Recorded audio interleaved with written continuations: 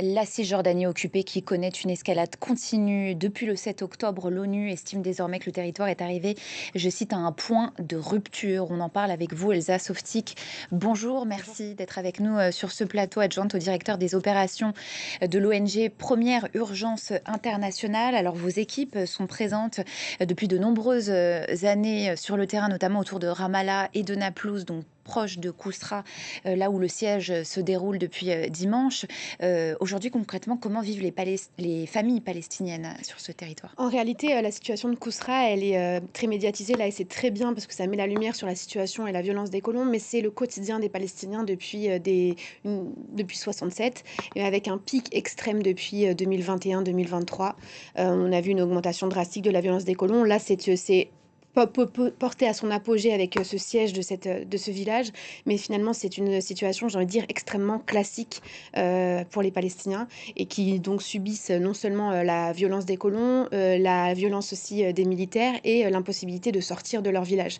Donc avec aussi l'impossibilité de rejoindre des soins, de rejoindre, un endroit plus, sécurisé, voilà. Donc c'est une situation permanente de stress aussi pour les Donc, Palestiniens. concrètement, comment ça se passe? Ce sont des maisons qui sont encerclées, à la fois par les colons et par l'armée israélienne, là, depuis quelques jours? Oui, alors ça c'est très particulier, c'est des maisons qui sont particulièrement assiégées, mais il faut être très conscient d'une problématique particulière en Cisjordanie, c'est que l'ensemble des villages de la Cisjordanie occupée sont encerclés par des murs ou par des barrières, et les populations qui y vivent, ne peuvent sortir que si les colons ou l'armée israélienne les laisse sortir. Donc il y a déjà un état de siège permanent, si vous voulez, mais là qui est particulièrement visible et visuel parce qu'il est tenu par quelques personnes, quelques colons qui veulent récupérer les maisons de ces Palestiniens dont on a vu les images. Alors comment, votre ONG, travaille sur place? Quelles sont les actions, qui peuvent être menées?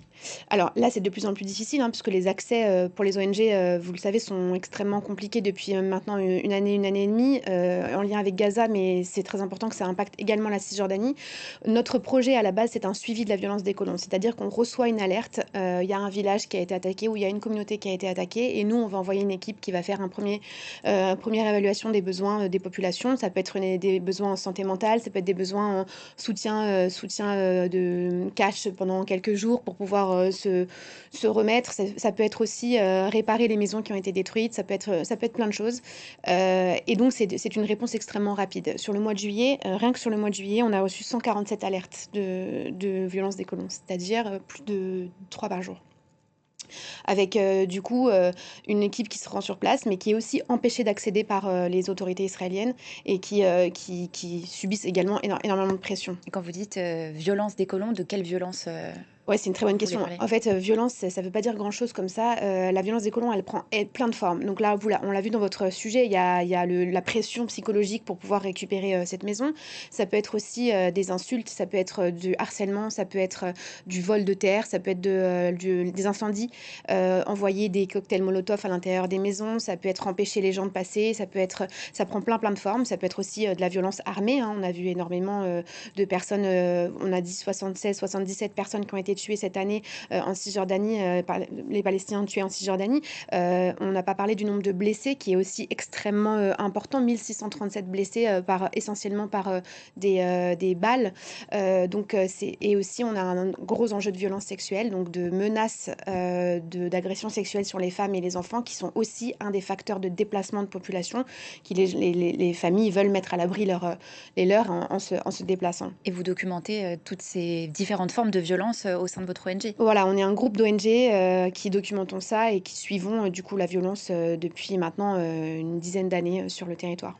Donc on a vu, à l'instant, les chiffres, apparaître, à l'antenne, donc 76 Palestiniens qui ont été tués, depuis le début, de l'année, dont 18 enfants, 3 800, déplacés, dont près de la moitié, là encore, sont des enfants.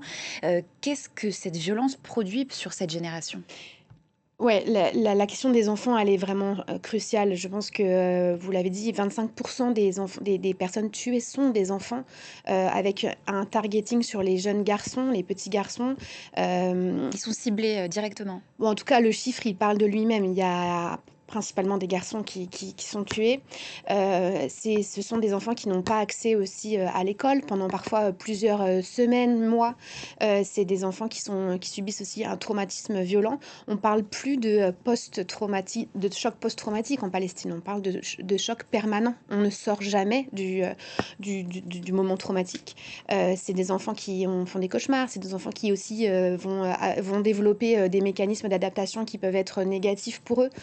Et puis, c'est des générations entières qui vivent sous l'occupation, sous la violence en permanence, et qui ont un avenir qui est vraiment difficile à imaginer. Avec parfois la complicité des forces armées israéliennes, c'est ce qu'a dit la France lors de la dernière réunion de l'ONU. Dans quelle mesure ces colons israéliens, justement, sont soutenus aussi bien par l'armée israélienne que par le gouvernement israélien?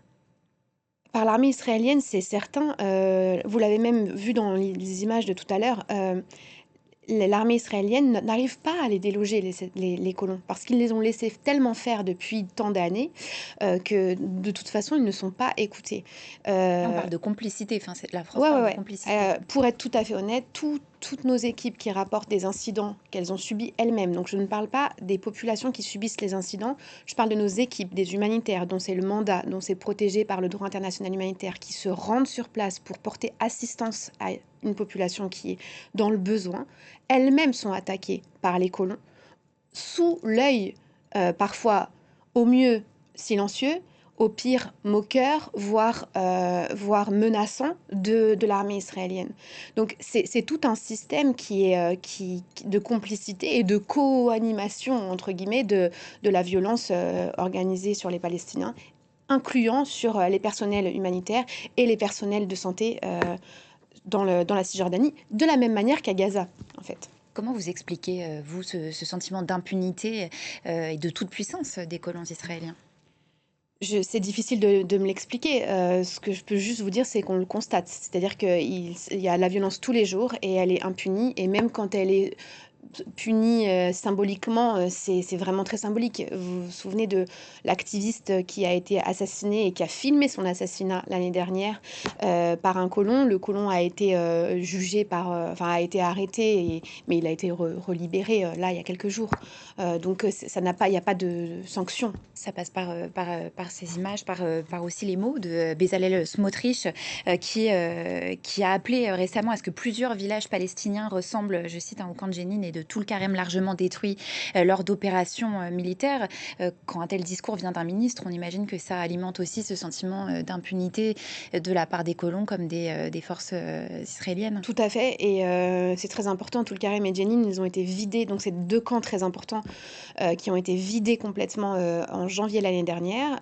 67 000 personnes ont été mises, à la rue. C'était le plus gros mouvement de population enregistré en Cisjordanie depuis 1967, et toutes ces personnes-là n'ont pas pu réintégrer leur maison. Donc à ces 3 000 personnes qui ont été déplacées par la violence des colons, s'ajoutent les 67 000 personnes qui ont été déplacées par les violences de l'armée israélienne. Et donc on a une situation, aussi dramatique pour ces personnes déplacées parce qu'elles ne peuvent pas rentrer chez elles. Elles ont perdu leurs moyens de subsistance, l'accès à leurs terres, l'accès, la culture de l'olivier, est extrêmement importante, aussi, en Palestine. Donc on n'a plus accès à sa terre, on n'a plus accès aux oliviers, on n'a plus accès à ses revenus. Donc c'est aussi une paupérisation, grandissante de la population, déplacée. Voilà, les violences qui donc passent aussi par l'accélération considérable de la colonisation dans les territoires occupés. Plus de 12 300 logements qui ont été approuvés ou avancés depuis janvier. L'ONU parle désormais d'une annexion de facto, hein, du territoire. Est-ce que sur le terrain, cette annexion, elle est déjà en train de se faire? Ah oui, oui et puis elle est pas nouvelle, là, c'est vrai que cette année a été particulièrement, les chiffres sont absolument, effarants, mais c'est une tendance, qui existe depuis 67 et depuis 2021. 2020-2021, un accroissement de la violence et de l'annexion, et donc de la validation de nouvelles colonies qui sont validées par la Knesset, régulièrement et qui disent: «Oui, c'est bon, on installe de nouvelles colonies ici» et plus personne ne réagit. On a aussi besoin que les réactions de la communauté internationale, elles ne soient pas juste, de l'étonnement ou de la condamnation, verbal. Il y a quelque chose de beaucoup plus important. L'entreprise coloniale et génocidaire, elle est la même en Cisjordanie que ce qu'elle est à Gaza. C'est pas tout à fait les mêmes modus operandi, mais c'est le même résultat. C'est réduire la population palestinienne à néant, condamner les Palestiniens et voilà, et les forcer à quitter un territoire qui est leur. Merci beaucoup Elsa Softic, adjointe au directeur des opérations à l'ONG Première Urgence Internationale. Merci.